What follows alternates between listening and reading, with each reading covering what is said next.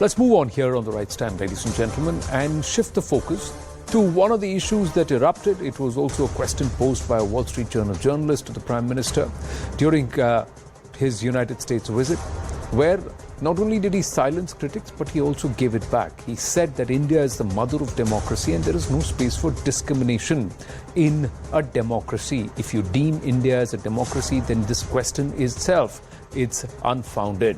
He even went on to say that the government benefits are ensconced in the principle of access to all those who are eligible for them. And he very clearly said that in our country, that is in Bharat, there is no discrimination based on caste, community, gender, or even geographical location. But this debate continues, ladies and gentlemen. Former US President Barack Obama, in an interview, saying that if minority rights are not safeguarded, then at some point, India would start pulling apart. A comment that has not gone down well across the circles, and many who have deemed it unwarranted. Barack Obama in that interview was also lavish in his praise, rich in his praise for Prime Minister Narendra Modi. He harbored these concerns, the timing and the need for Mr. Barack Obama to ask these questions have not gone down well. Union Finance Minister Nirmala Sitharaman countering the remark by Barack Obama, reminding him that 6 Muslim-dominated nations were bombed during his tenure.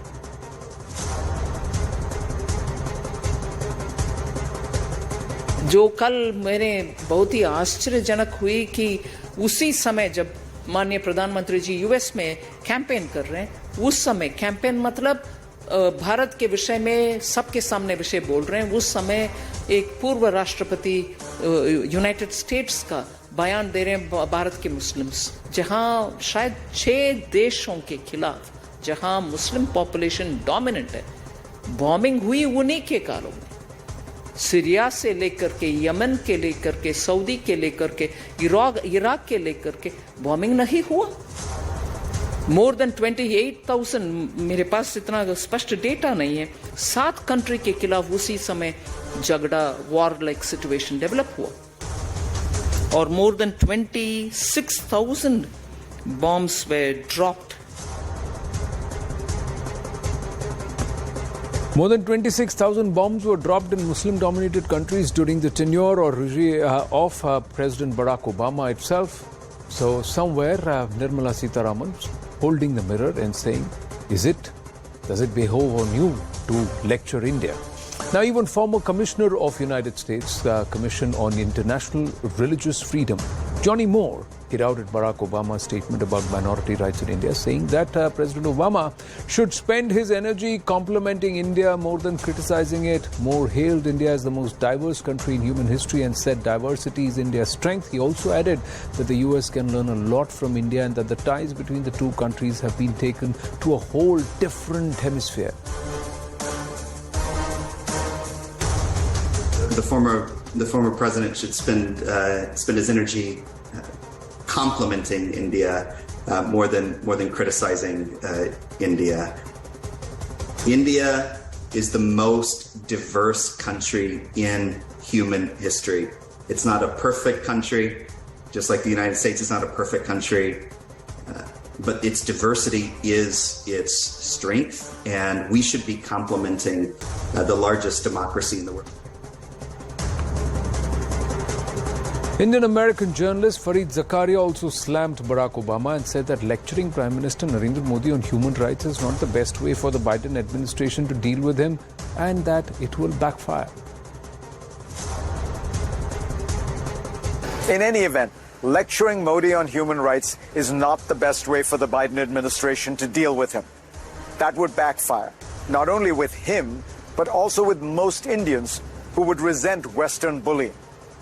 Far better to ally with India's society itself, expanding ties with its businesses, press, NGOs, cultural groups, and others. India is one of the most pro-American countries in the world, something that is palpable when you're there.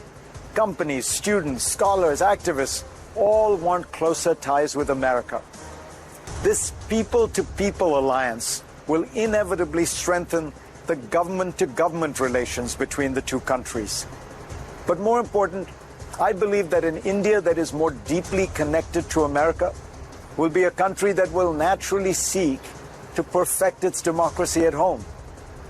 And that will also give it moral authority in a fracturing world that could use more of it.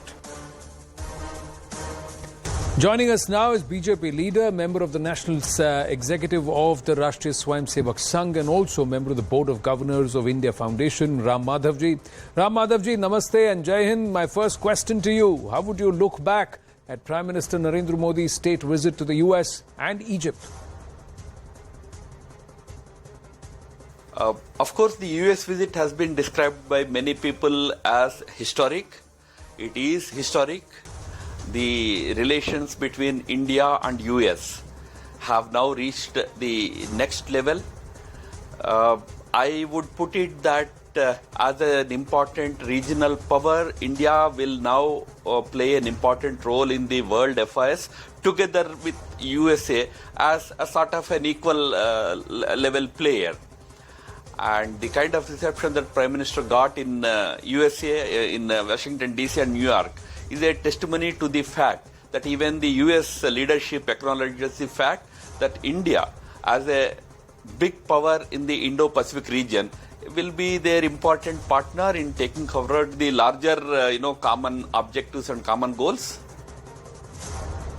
Finance Minister Nirmala Sitharaman ji has been quite sharp in her rebuttal or counter to President Barack Obama's interview, which was timed just around or just ahead of Prime Minister's address to the US Congress. How would you like to react to Barack Obama and his comment?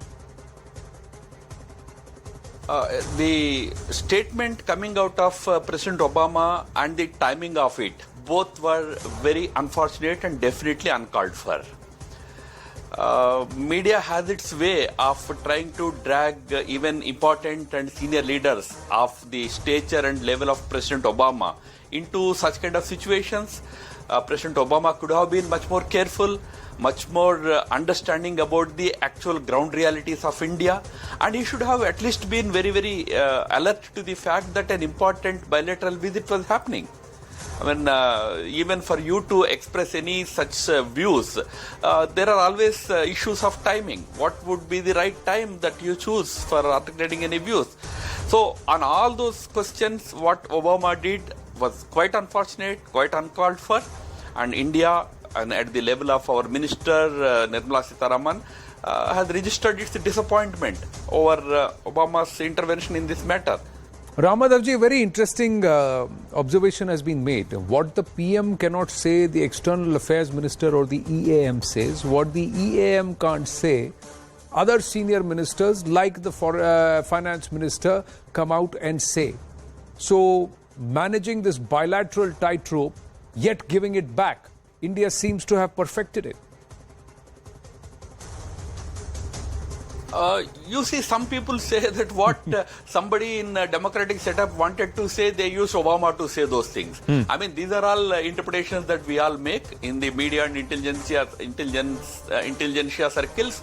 But the fact remains that whether it is the EAM or the other senior ministers like the finance minister, they are all equals in the cabinet. They all carry equal responsibility about what needs to be conveyed, and irrespective of who said it, it should be taken as the view of the entire government.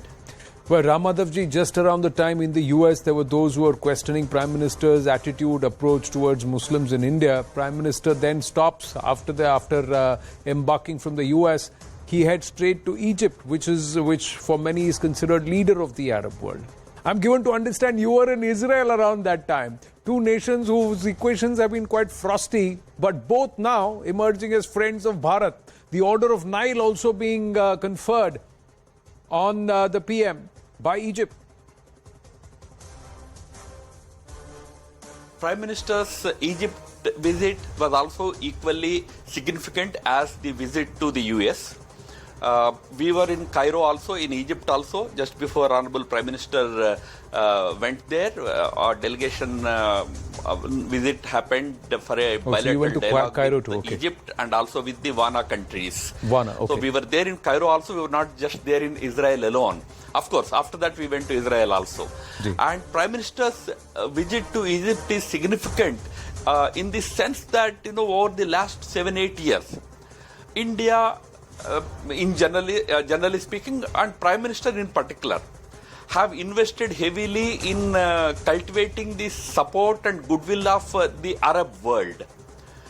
Earlier, we used to generally think that Arab world for us, largely, if you talk to any Indian about Arab world, they think that Arab world starts in Dubai or Abu Dhabi and ends in Saudi Arabia. Saudi and UAE. But beyond GCC group of countries, there is a big world of Arab countries for whom Egypt forms the nucleus. Yeah. Egypt is the Arab world's largest country with over 110 million, 11 crore population, and a very significant country. Always stood for peace in the Arab world, stood for peace in the world in general.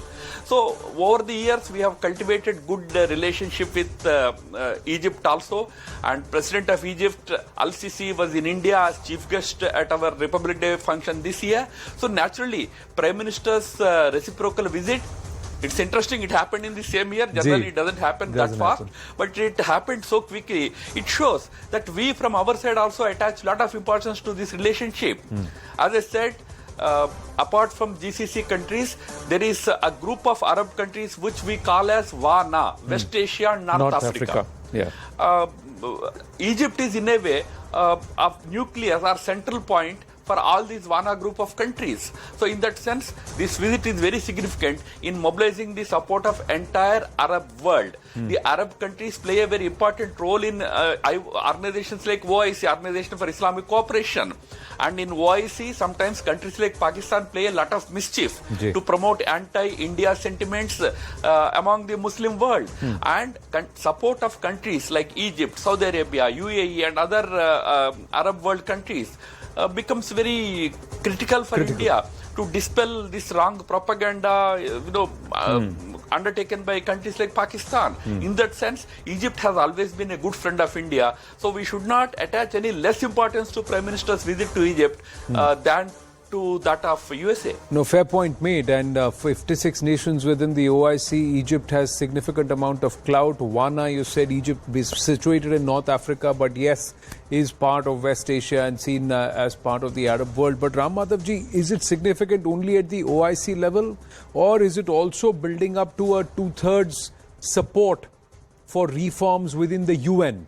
Is it building up to something which would be perhaps a repeat of the 1960s? Strategically speaking, the visit to Egypt and growing friendship or proximity between India and Egypt, although our trade is at the moment small, it has to grow, but the growing friendship between our two countries is very important from many different points of view. One, of course, you have highlighted the significance at the UN level, United Nations level. But even at the regional level, for example, there is a move by countries like China to expand BRICS group of countries. They want to take in, countries like Pakistan as full members and also a few other countries. So in such a scenario, if Pakistan is qualified to become a member of BRICS, why not Egypt? So there are many other countries which can be also part of these kind of minilaterals where India has huge stakes. India needs good friends to also be there together with it because, it's always a competition. Who will be in and who will be out. Correct. So in that sense also, strategically speaking, our growing relationship proximity with the Arab world, when I say Arab world, not just GCC world, but even extended Arab world of West Asia and North Africa is very significant. He goes and pays respects at a mosque which is maintained by the Bori community, engages with them in detail. They are full of praise for him. He's engaging with the Arab world actively. Is Prime Minister Narendra Modi truly a world leader, or does this tag of being anti-Muslim really hold him back? Is it a millstone around him? Your opinion? In the last 1 week, I was there in Cairo.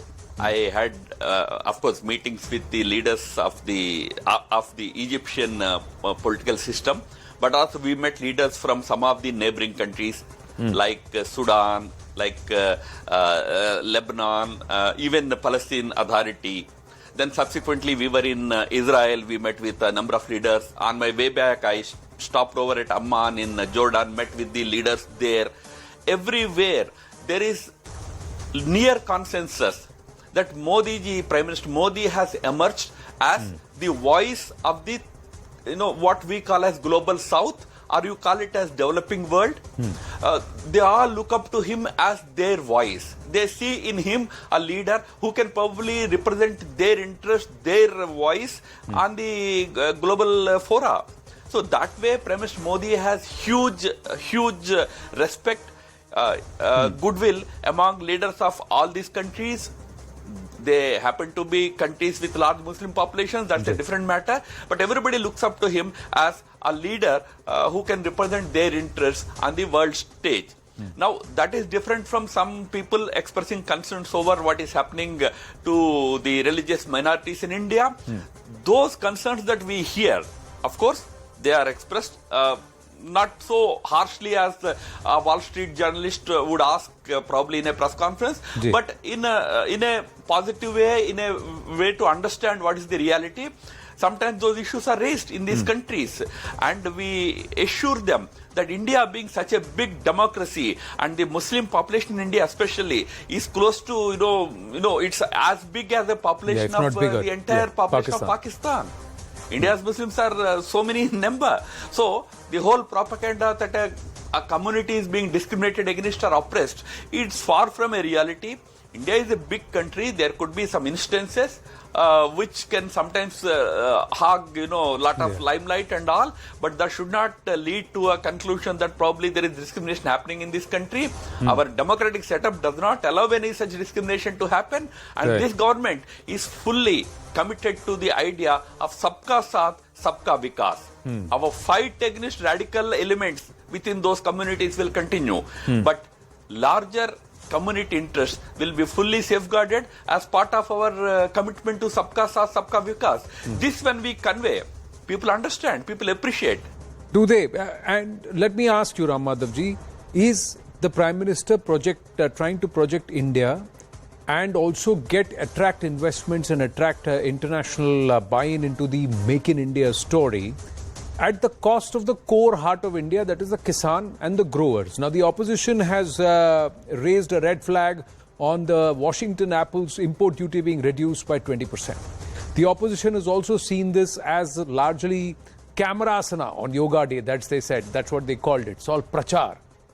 And this opposition now is trying to look at Sabka Saath. They're all uniting to contest one seat, one voice of the opposition, 450 seats is their target. How do you see all this? On issues as opposition, if it wants to have a different view, one need not have an objection to it. For example, the decision about fixing a particular rate for import of apples. On that view, if Congress has a different view, why should anyone object to it? There can be debate over whether that price is right or you could have charged a bigger price. That can be debated and government will respond to it. But to take it to the level of ridicule and ridiculing the entire effort of the government, where the government in the host country, governments in the host country, whether it was USA or Egypt, they were going out of their way to extend such a great, warm welcome to our leadership. Every Indian should feel proud, irrespective of whichever party you belong to. You should be proud to know that when Prime Minister participated in a yoga event in New York, you had the attendance from 180 countries. The whole world is embracing India's age-old traditional healthcare system called the yoga. Instead, if opposition chooses to ridicule Prime Minister for that, make fun of him, it doesn't lower India's stature. I think it lowers the stature and dignity of the opposition only. But what can I say? Unfortunately, that is the level of discourse from the opposition side. All this time I'm noticing, we are all watching, the whole country is watching. They continuously try to equate everything with what is happening in Manipur. Manipur is an important issue. Nobody is denying. Government is seized of it. But you also take pride in the kind of respect, the kind of honor that India is getting, India's leadership is getting. Unfortunately, that maturity and that majesty is lacking in our opposition these days. But the opposition is combining ranks. They want to target the BJP, like I said, one person, one candidate per seat versus the BJP in 450 seats. 2024. Ram Madhav. I hope their efforts don't end up in BJP securing 450 seats. I mean, this is politics. Let opposition make their efforts. BJP will have its own answer to those things. And in any case, I think Prime Minister's governance in the last 9 years and also the stature that today he enjoys, and of course the stature that he got India to enjoy in the world today will definitely get the wholehearted support of the people of India in the next election. Ram Madhav ji, always a pleasure speaking with you. Thank you so much for your time. Namaste, sir. Thank you.